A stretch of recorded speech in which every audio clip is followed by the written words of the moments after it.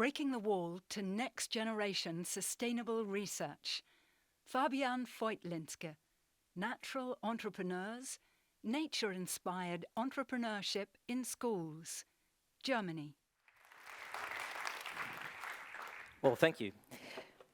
So Andreas pointed it out in the beginning. We live in times where there's a lot of change happening around us. We need to change as humanity to live sustainably on this planet. And that especially is important for the younger generations. So how do we train and prepare the next generation for the new job market? How do we prepare them to do research, to come up with the solutions to the problems that we have? Now, studies and surveys on 14 to 24-year-olds show that actually there's a lot of uncertainty and insecurity. 75% have no clear idea what they want to do when they come out of school. Yet 60% envision a self-determined, highly qualified, highly paid career.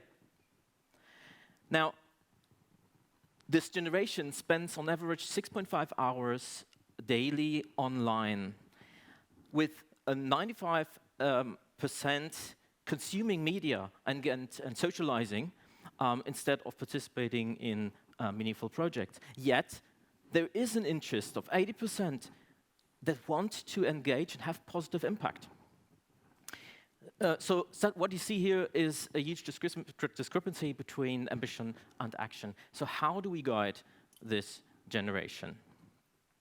Now, as an educator, as a researcher myself, and as an entrepreneur, I believe that we have to give them the tools to train themselves to do the things they want to do and have the impact they want to have. Now, imagine we spent a fraction of these 6.5 hours on the screen with an app that engages you in social media-like challenges and helps solve real problems, so turn ideas into real-world projects. And that's what we set out 2 years ago with a prototype project called Natural Entrepreneurs. We built a platform, we created methods and formats together with educators to provide students the ability to create solutions, nature-based solutions to sustainability challenges. Now, here's how it works.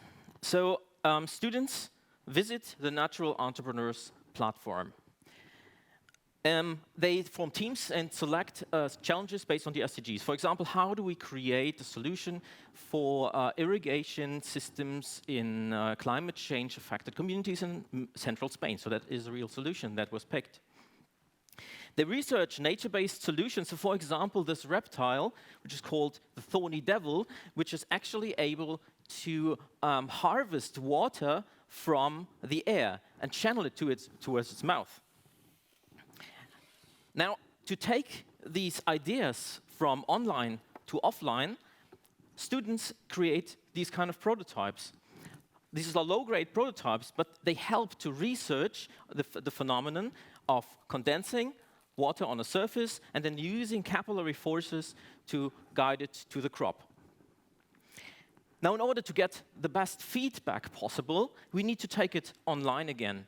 So that means to connect this prototype to an audience of other students doing maybe the same thing around the world.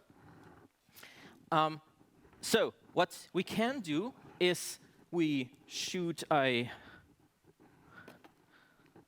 short video, spraying the surface, maybe add a nice selfie, add some emojis. So doing all the things that we do on social media, we post it on the platform, we get immediate feedback and can iterate with a global community. So this way, we went into schools, worked with 1,000 students and educators to prepare that platform on this curriculum, and help them to create solutions, and communicate them to an audience via media of 400,000 people.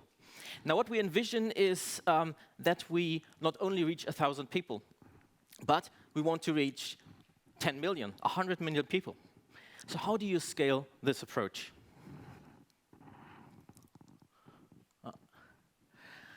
What we want to do, as me as a serial entrepreneur, my answer to scaling is always create a startup.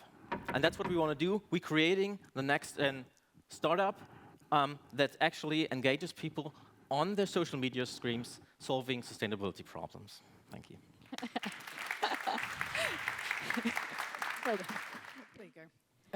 Yeah, thank you. That was really interesting. My question was a simple one, which is who defines what the problems are that need to be solved? So on the platform and the prototype, we developed questions and challenges, but we also allow students to come up with their own challenges. On the social media app that we will develop, it's a complete open setup. So I mean, like youngsters like their challenges online. They make up these challenges when we can turn them into something meaningful, something creative and productive. Again? Hello? Hello. Yeah. Sort of following on from that question, actually, it seems that these could be questions that could direct future research. So is there a way that links back to academic research? Exactly. So what I envision is that we start very early training students with gamified challenges, right? To just have fun exploring science and also feeling the empowerment of creating some solutions themselves. But then they can take that on and create already startups or non-profits in school, develop the skills to then take it to the job market, either being entrepreneurs creating startups or going into science and research and continuing the same way they did that. So yes, I see that approach absolutely applicable. Yeah. Let's say that you strike gold and you have a good solution. How do you protect the original creator of the solution from another entrepreneur? Right.